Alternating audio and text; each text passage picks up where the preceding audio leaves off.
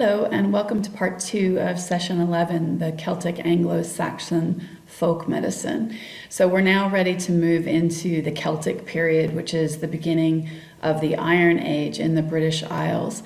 So the map here depicts the Celtic culture as it pervaded throughout all of Europe at around 400 BCE.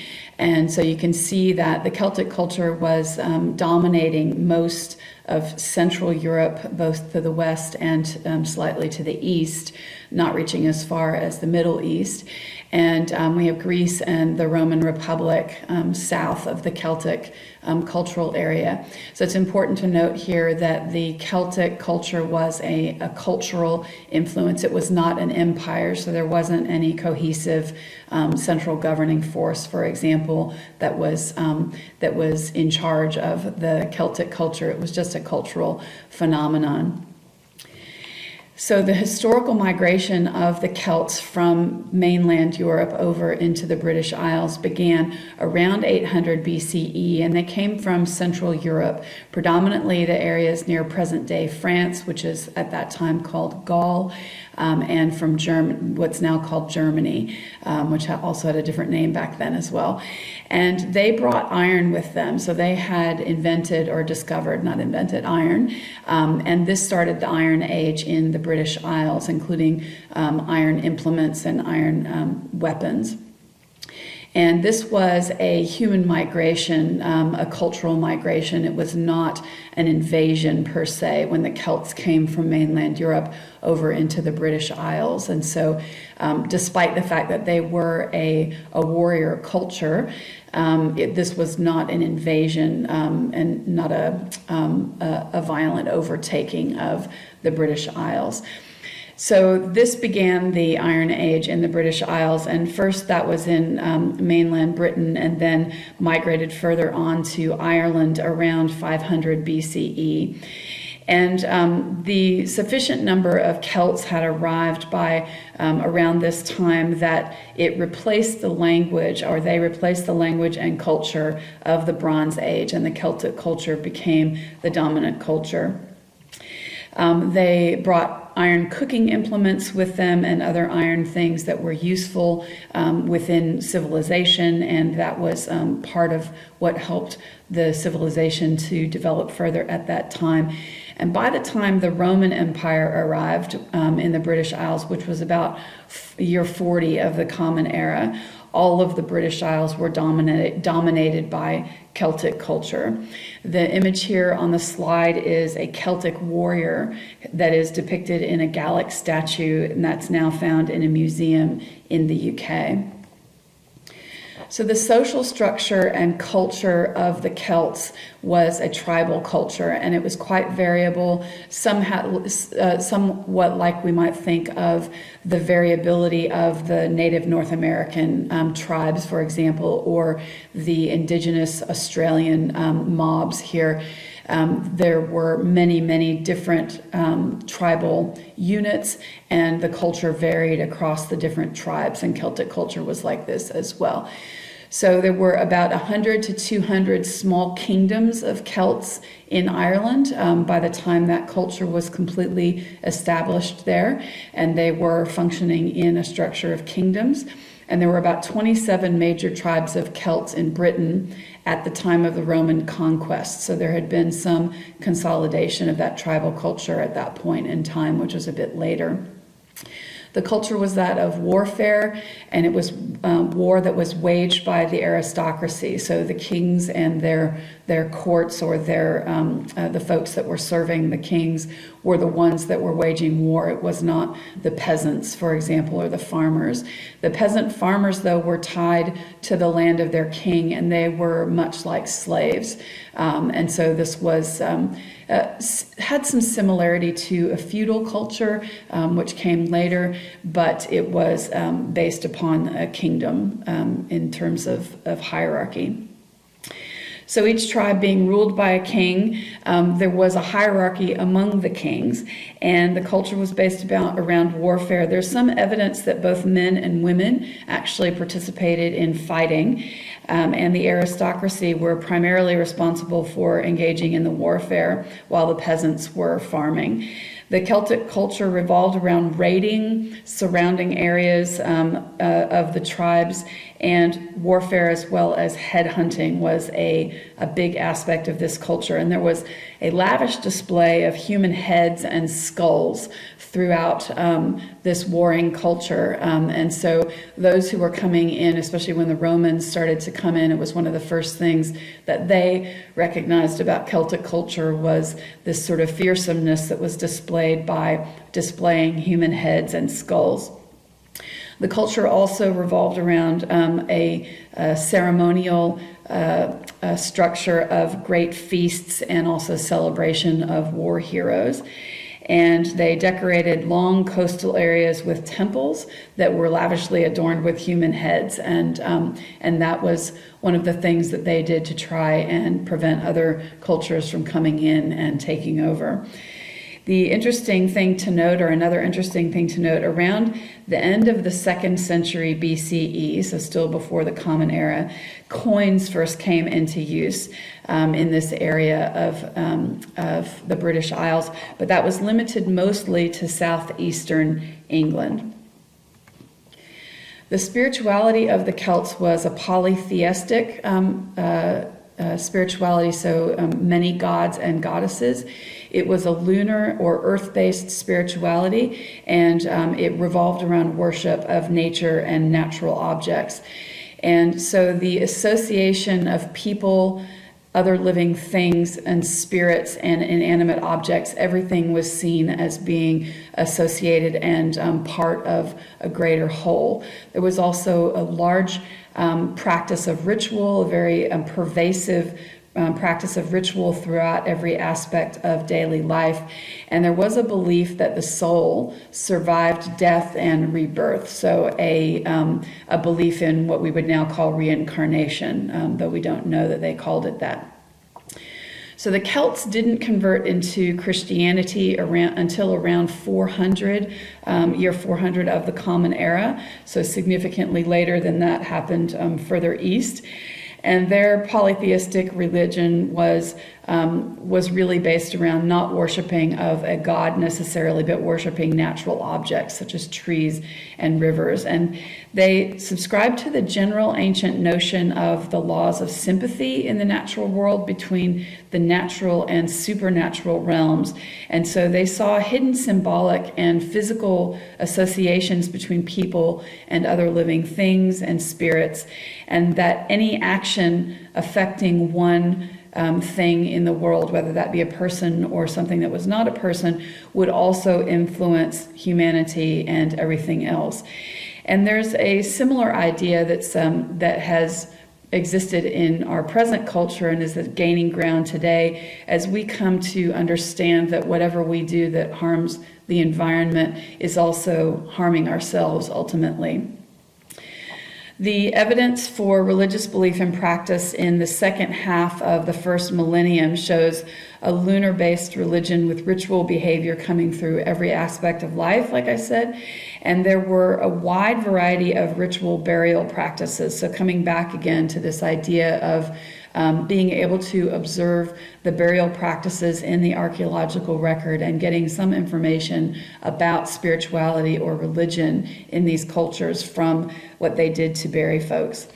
And so they had a fair amount of ceremony that went along with the concept of the deceased passing on from life on earth into an afterlife, and that burial practice or the burial ritual might comport with the person's status within the hierarchy of the community. And so there was this belief in the spirit surviving the death of the body, and that was noted in Roman literature later because that was a concept that was novel to the Romans, this idea of the spirit having a life after death. There were specific locations for observances of rituals in Celtic culture, and there was, again, this reverence of human skulls, and so ritual would often relate to that as well. And this might perhaps, this involvement of the human skull or human head in ritual might have been related somehow to the concept of how that might contain the spirit of the deceased, so a relationship between the head and the spirit of the deceased. There was actually ritual killing in human sacrifices that was practiced in Celtic culture. And there were, in Celtic spirituality, digging of deep shafts that went way down into the earth, like we might conceptualize a well now, that were involved in the complex of burial rites that they used. And there were grave goods that were included in the burials, which were consigning the dead and their goods or things that they might need in the afterlife to the earth. The importance of offerings that were placed in the ground or in watery places, like we talked about in the last part of this lecture during the Bronze Age. This was a continuation from earlier times, and the Celts did continue this, this practice of consigning items of great value either into earthy places by burying them or putting them into peat bogs or putting them into bodies of water or sacred wells. They practice a really careful measurement of solar and lunar time and cycles and charted the passage of time through the seasons through their ceremonies and a ceremonial program that comported with the movement of the sun. And we'll talk more about that shortly. The sea was especially considered to have real supernatural power, and islands as being places that were surrounded by the sea or promontories, such as a peninsula, for example, were seen as liminal places that were the place where the supernatural and the natural were communicating with each other more freely and really charged with power. So the gods in their polytheistic tradition were many, and they were considered to be everywhere. And so there was this loose web of supernatural beings that usually inhabited the underground realms, and we'll talk a little bit more about that realm later. But they would come into the human realm from time to time as well.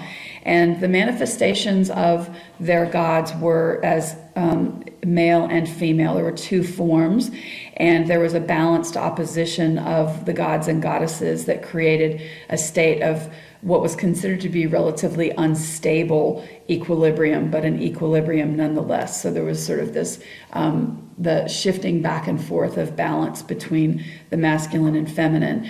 So the female power in the pantheon was represented by the goddess Morrigan, and she needed careful handling and much propitiation. She was a bit of a touchy character. She was the goddess of earth and water, including springs, rivers, and lakes. And she was also considered the mother goddess controlling fertility and productivity, and that included providing nourishment through the harvest, for example. So she was very much revered and very much honored because she was seen as the source of all nourishment of humanity.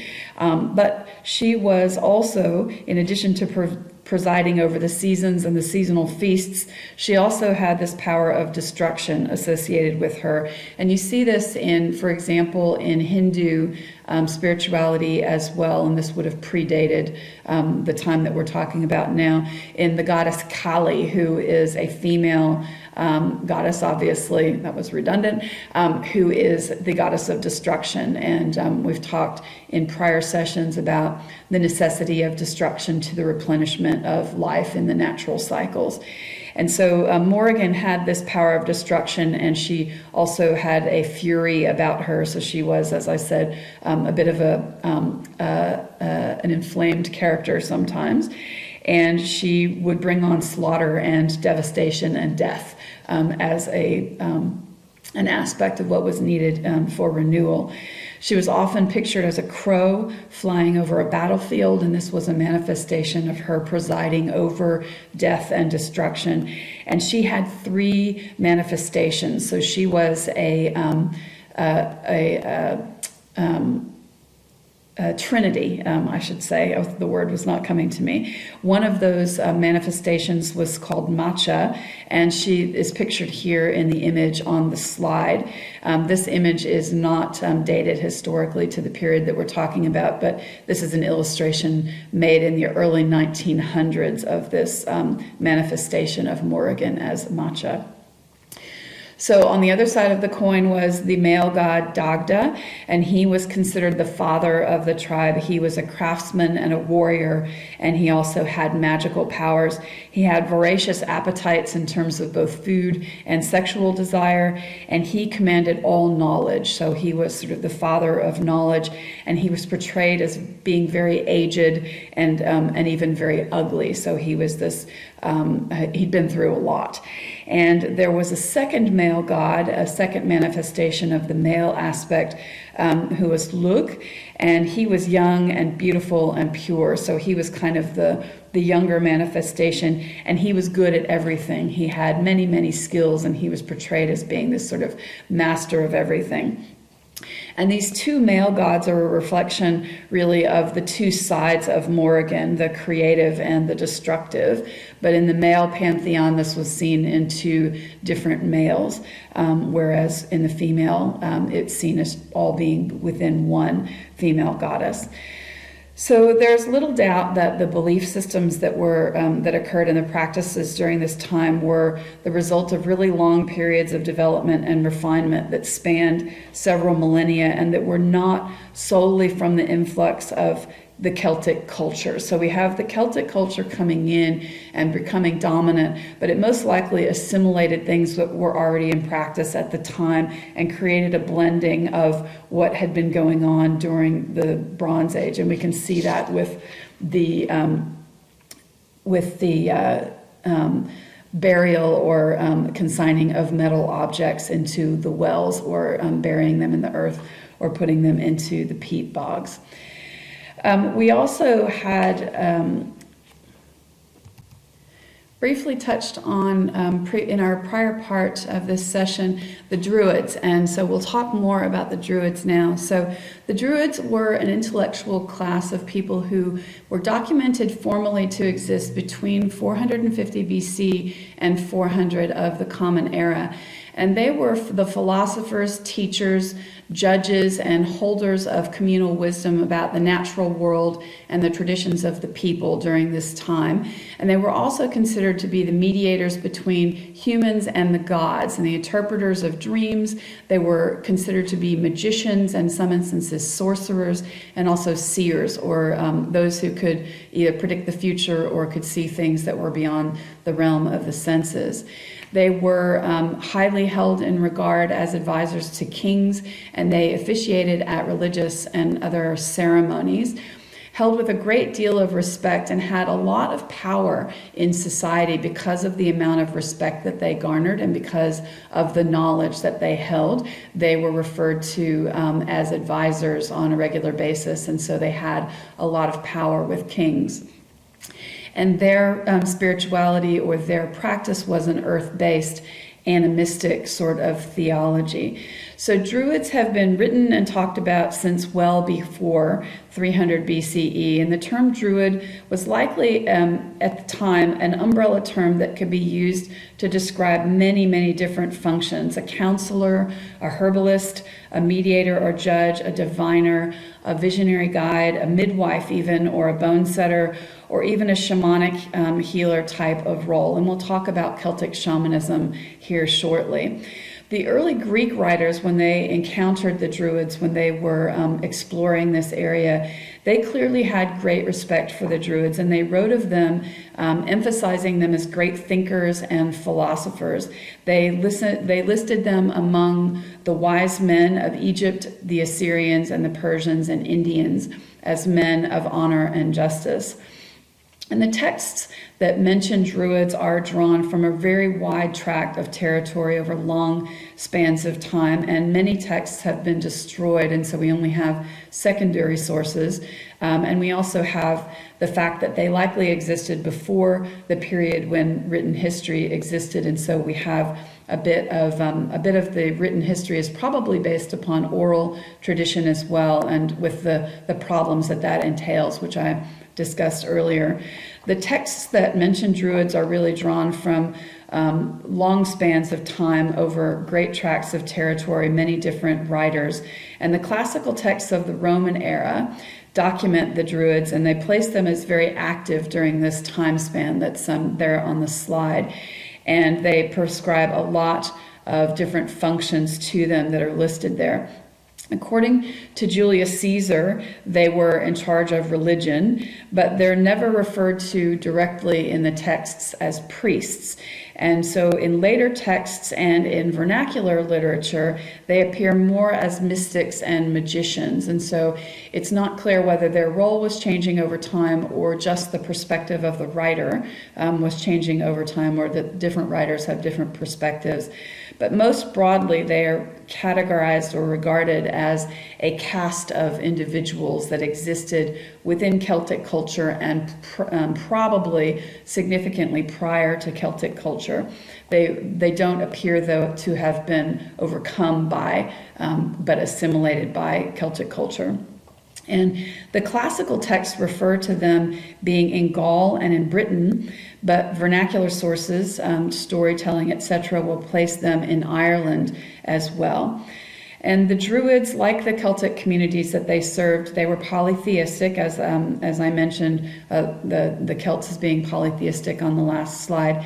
And they worshipped a number of gods and goddesses, but they also showed signs of animism in that they had such reverence for various aspects of the natural world, such as the land, the sea, and the sky, and other aspects of nature, particularly sacred trees and groves of trees, as well as hills, streams, lakes, and other plants other than trees. They did engage in ritual killing and human sacrifice. That was an aspect of Druidic culture. And the Druids looked for omens in the shapes of the clouds. They sought signs and seasons in the movement of the sun, the moon, and the stars. And so it's relatively clear that they were well versed in astronomy. And in the time that the Druids were documented as active in Celtic culture, there was evidence that the Celts actually appointed Druids, being versed in the art of seeing and other form of wisdom, and the kings were not permitted to adopt any plan or course of action without consulting with their appointed Druid. So this is what I was mentioning about them having so much influence within Celtic society. There were 3 special classes of men within this time and within the caste of Druids. There were the bards, who were the singers and poets. There were the vates, who were the singers, and they had power to foretell the future, and they interpreted the signs of sacrifice, and also they were the natural philosophers. They were the philosophers about the natural world and what the natural signs meant. And then the Druids themselves were the highest of that caste, and they were the philosophers. And they also shared powers of prophecy and divination with the Vates. So in the later part of this time, noted on the slide, the functions of the Vates and the Druids became more blurred together. And the Druids, in addition to science and nature, they also studied moral philosophy and theology. And they were believed to be the most just of men, and when I mean just, I mean involved in justice. And they were entrusted with decision-making in cases affecting individuals or the public. So they were looked to hand out justice. They were also involved in setting the prohibitions that controlled the freedoms of the king. So again, this was this power and influence that they had in society. And they pronounced that men's souls and the universe are indestructible, and the soul does not perish, but passes from one body to another. So this is, again, this thing that was observed by the Romans as being novel to them when they came into this area. And they were treated with really special honor. They held long discussions about heavenly bodies and their movements, and about the size of the earth and the universe, and the nature of the physical world, and the powers and the properties of the immortal gods. And then they gave instruction to students on these. The Celts honored them as prophets, and they could foretell matters by ciphers and numbers according to Pythagorean skill. So it appears as though they were also mathematicians, which makes sense because it's known that they were astronomers. So the Druids appear to have been the Western European equivalent to the Greek philosophers, scientists, and we'll touch on them or we'll talk about them extensively in the next lecture.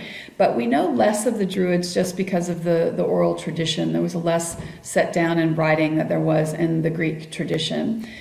The word Druid is translated as those with knowledge of the oak. And Pliny the Elder, who wrote the only surviving description of a Druid ceremony, and I'll just quote that here. The Druids hold nothing more sacred than the mistletoe and the tree on which it grows, provided that it is the oak. They choose groves of oak for the sake of the tree alone, and they never perform any sacred rite unless they have a branch of it. They think that everything grows on it is sent from heaven by God himself. Mistletoe, however, is rarely found on the oak, and when it is gathered with a great deal of ceremony, if possible on the 6th day of the moon. They choose this day because, although the moon has not yet reached half its size, it already has considerable influence, and they call the mistletoe by the name that means all healing. And that's the end of the quote. So the Druids were also the keepers of herbal wisdoms, and we'll talk a bit more about the herbalism of the time a little bit later on. In some texts, they are referred to as physicians, and they incorporated astrology and theology into medicine. And we'll see this also with the Greco-Roman period later on in our next session. So Caesar remarked that the Druids had near absolute power in society, and they controlled the lives of all. They were teachers with an eager following, and they appear to have exercised control across tribal boundaries. So they provided a certain amount of cohesion within the Celtic culture between tribes, which were oftentimes raiding each other or at war with each other. And so they were considered to be sort of a pan-national brotherhood, although the concept of nations didn't really exist at that time. And they were ruled by an archdruid with supreme authority over all of the rest.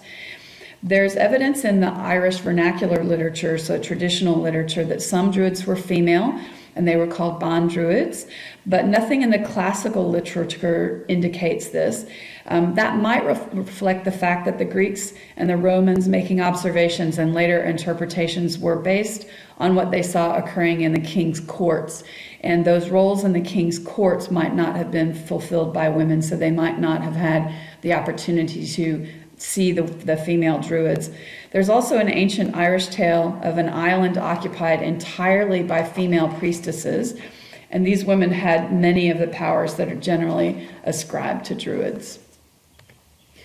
So where did the Druids originate, or how did they originate and when?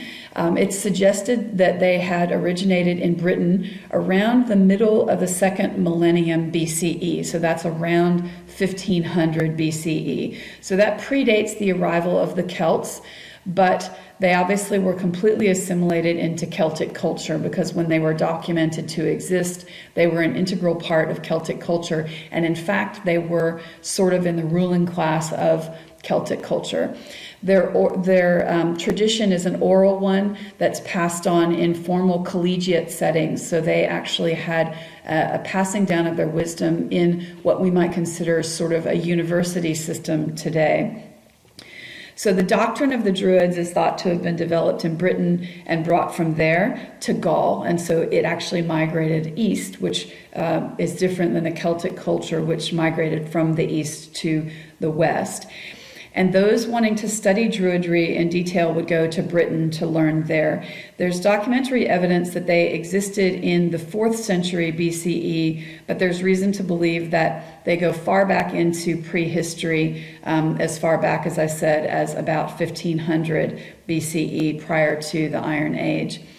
And it's arguable that Druidism was a manifestation of the religious beliefs and practices that had developed over a few millennia in the British Isles. And so it's arguable, as I had mentioned when we were talking about Stonehenge, that the megaliths of those earlier times were structures of the Druids or their immediate predecessors. There were major cultural changes in the British Isles around the middle of the 2nd millennium, around 1500 BCE, and it's been suggested that Druidism first emerged during that time, as well as that some of the knowledge and skills that were practiced practiced by the Druids may have derived even further back. So obviously we have this evolution of human thought and human culture, and in this instance also human intellectualism in this area, just like we'll see in the Greco-Roman period further to the east. Next lecture. So there's an assumption that the Druids were the intellectual elite of the Celts, and there's some truth in that, but there is evidence that the Druid caste existed in Britain far prior to that. So it's likely that Druidry became a feature of Celtic culture after the Celts came into the British Isles, and then they assimilated. The image here on this slide is a crown, a Druid's crown, in the British Museum that was believed to have been worn by a Druid in the 2nd century of before the Common Era. So calendaring is also something that was developing during this time, and the Coligny calendar was found in an area that was historically Celtic Gaul, which is what we would call present-day France. And it dates back to the 1st or 2nd century of the Common Era, after the Roman influx that came into this era. But it's a lunar-based calendar, so the months are based on moon cycles. It's presumed to be a product of Druidic knowledge, though it is written in Latin, and so it was after the Latin language influx from the Roman influence into this era. So it's made of bronze, and it was located in eastern France, and it shows a 5-year cycle of 62 months, and each month is 29 to 30 days long. So it's a lunar calendar that passes the time by nights, counting number of nights, and the light of the moon and what the moon is doing at any particular time.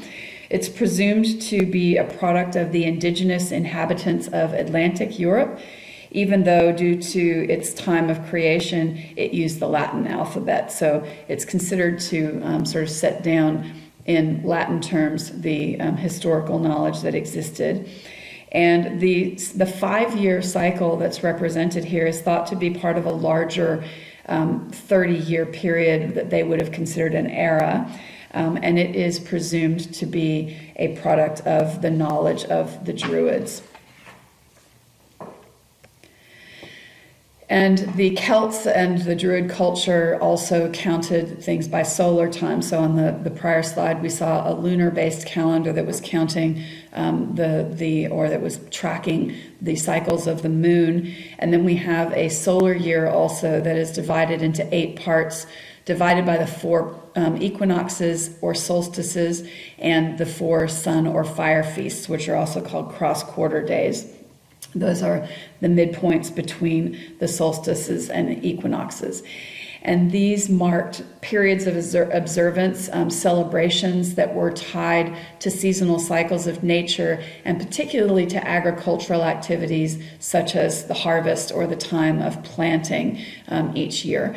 And the practices of celebration and ceremony that were based on this calendar, some of them persist into modern time. Some of them have persisted in a somewhat unimpeded way into modern time, and some of them have been assimilated incorporated quite completely into Christianity in some ways. And so we'll talk a little bit more about that. But this solar calendar and the solar marking of these celebrations, which you can see in the image of the slide, that was widely adopted through the Celtic world and very highly relevant to their agricultural community.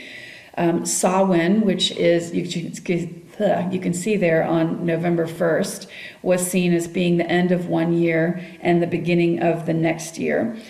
And in an effort to sort of contain the beliefs and superstitions that adhered to these days and festivals, early Christians took many of them and turned them into days of Christian observance, or adopted aspects of the Celtic observances into the Christian celebrations, such as November 1st, which became All Saints' Day, and Yule, which became Christmas. So the Celts had a shamanic cosmology that was used in healing and health. And so we'll shift over and talking a bit more now about the traditional medicine or the folk medicine of this time and how that was practiced. So a Celtic shaman's cosmos was divided into 3 levels, and those 3 levels were accessed through what they called the Great Tree, which is also referred to as the Tree of Life. So there was the upper world, which was the spiritual or the star realm, the sky. There was the middle world, which was essentially the physical worldly realm that we live in. And there was the underworld, which is the realm of the ancestors, also the realm of the deep emotions and the psyche. And that is where healing was accessed in a shamanic approach. So we've defined the term shaman earlier this semester, and for convenience, we'll continue to use that term here as describing a person who journeys into on other planes or into other states of consciousness to gain information in order to heal, or acting as a channel through which that information might come. But do keep in mind that that is not a term that was used by the Celts. And in fact, the term Celt or Celtic was not used by the Celts. That was a term that was assigned by the Greco-Roman explorers to describe this culture collectively. So the Celts didn't refer to themselves collectively in that way. And a Celtic shaman's cosmos was divided into these 3 levels. And I'll go through the levels in a little bit more detail. So the upper world being the spiritual realm or the realm of the stars, it was said to contain the blueprints of life, and teachings about healing and identity could be accessed there with the help of guides, as well as lessons of mutual responsibility. So this is really sort of the realm where wisdom resides, that we might consider how they would access wisdom as to how the world works, essentially. And the middle world being the world in which we live and breathe was obviously the realm in which we were putting our wisdom to practice and following the guidance that we were given from the other worlds. And then the underworld being the realm of the ancestors and spirits. And this is where the roots of deepest thoughts, emotions, and psyche are. So if the upper world is where wisdom and more mental lessons are existing, the underworld is the world of the emotions and the psyche. And this is the place where the light within the earth can be accessed to bring healing and growth. So this is a more nurturing energy in many ways, and is nurturing that more emotional side of us.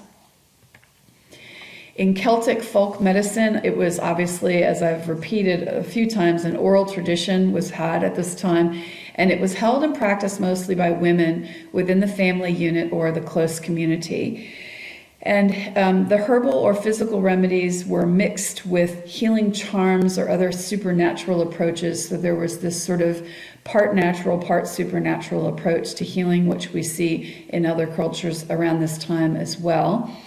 And there was a very deep knowledge at this time of the therapeutic properties of plants, animals, and other materials. So as you can imagine, this knowledge had been evolving over millennia with the people living in this area, as well as knowledge being brought in through migration of people into the area would have brought additional knowledge as well. And healing waters or healing wells were associated with curing certain illnesses. And so some of these healing wells or waters are still in existence today, and some of them are even pilgrimage sites today. And the qualities of their waters have been analyzed using modern techniques, and some of them have been found, for example, to have high levels of certain minerals or other organic chemicals, for example, that might have certain effects on the biochemistry of the body, and that might relate to the healing powers of some of these waters. But they, at that point in time, were considered to be of a magical nature. So in Celtic lore, fairies were considered to be the potential cause of illness up until about the 19th century. And so that was something that persisted in folk medicine very far along up into, close to the present. And children with what we now know to be either congenital defects or failure to thrive were seen as being fairy children, and they were left as substitutes for a human child that had been stolen by the fairies. And this lore was also true in Scandinavia, and they called the fairies there the Huldra folk or hidden folk.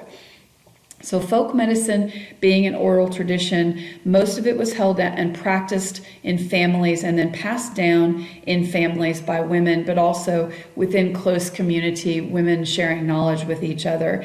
And women were considered to have greater access to sources of supernatural healing information, such as that from the fairy realm. And this might have been tied to the fact that women were seen as being more closely associated with the underworld than men were. And so being able to travel down into the underworld and bring back healing knowledge. As well as obviously women most likely being seen as being more nurturing and more caring and carrying that healing or caring with them to care for people who are ill. Illness and injury at this time were generally treated within the family with advice from perhaps a wise woman who was not a member of the family or was a healer out in the community. And that person might be versed in using herbal remedies or healing charms that were not known within the family or the closer community of women. And these would have also been handed down orally through generations. In the early Celtic world, there was a general belief in the supernatural. So in addition to fairies, also demons and the threat of the evil eye. And certain people were believed to have occult powers, while others were had the power to exorcise evil spirits, so drive evil spirits out. There was a deep knowledge of the therapeutic properties of plants and other healing things, and the healing waters of the wells were used. And these medicinal substances were used in combination with charms, including incantations in treatment of injury and illness. By the medieval period, though, further along, and we'll come more into the medieval period in Europe in a few lectures from now, but the folk medicine in the medieval period would have been quite similar to the folk medicine of the Celtic period in Europe. So a lot of continuity there. And there was a rich use of ritual in the lore of folk medicine through the gathering and application of medicinal herbs according to astrological influences. And so the waxing and waning of the moon were key to defining the best times to gather or apply herbs, and if a herb were being grown and cultivated, there was also times for planting according to astrological signs. And herbs were associated with certain planets and administered to support or oppose the influence of a planet on a person. So astrology was very much utilized within folk medicine. And it's unknown how far back that practice goes, because we know that Bronze Age people in Europe had a good understanding of at least the major astronomical cycles. We do know that many of the planets that we know now were not known at that period of time. So we know that they knew of some of the planets that we know of now, but they hadn't discovered the outer planets at that time. And so we have this idea of this evolution of astrology along with herbalism over a long span of time. So I mentioned wise women on the last slide, and while generally there was familiarity of the common herbs that was generalized among people and especially women and families, other herbs of a greater variety were only known to the healers and the community, and those might have been druids, and those might have been wise women, and there might have been druidic women that were considered both. And so while some herbs that were useful for lots of different conditions, common conditions and common illnesses would be more commonly known, there were some realms of knowledge that were really specialized amongst a more practiced class of healers. And wise women were one of these more practiced classes. So these were female herbalists or healers who took care of physical and mental illnesses within their community. They also oversaw childbirth and abortion. And they drew on healing modalities throughout the natural environment. So not just herbalism, but also things like healing waters, etc. And they based their medicine on belief that human life was connected to all of creation. And so this is very common to obviously the philosophy and spirituality of the time. And so at this point in time of the Celtic culture, we are still at a point before there's any formalized system or practice of medicine as a profession and at this part of the world. And so there are no doctors as we would consider a doctor today. And what we know of the more specialized practitioners of what we would call medicine now would be the Druids or the wise women. And the knowledge that was held by these classes of healers and their traditions was the mainstay of healing. So wise women possessed knowledge that was passed down through generations and was sort of the backbone of folk medicine, and most likely a much less intellectualized approach to healing than perhaps the Druids might have taken. And the wise women dealt with all kinds of illnesses, including abortion, which is mentioned in the slides. But their knowledge and skills were by no means restricted to women's health. So they took care of both men and women. And their diagnosis and treatment were based on the belief that everything was connected. So everything that they did was very tied into the spirituality of the time. They practiced many practical herbal remedies, and they were most likely also engaged with folding together astrology with the medicine. In some lore, wise women were considered to be at least partly beings of the spiritual realm and having magical capabilities, as well as the ability to see into the future and having access to the other world. So like I said, women being seen as having a greater access to that lower realm of the psyche and the emotions, and perhaps being more sensitive to the information from there. And so there was some crossover there between the shamanistic qualities or the seer qualities of the Vates and the Druids, even though these wise women were not operating in the realm of being philosophers and judges, perhaps. And they were held in high regard in their communities, and when they died, they were given ceremonial burials, which indicated that they held high standing in their communities. So we now come to the end of part 2. Thank you for joining. Here are your revision questions, as always, and they are on the LMS as well. And your other food for thought for this part. There's a large overlap in nature-based spirituality and cosmology between the Celtic and other pre-Christian European tribal cultures. And why do you think that is? And an example of this, for example, would be the nature-based spirituality of the Vikings and the Scandinavian cultures or the Germanic cultures. So I'll leave you with that question, and I'll see you in part 3.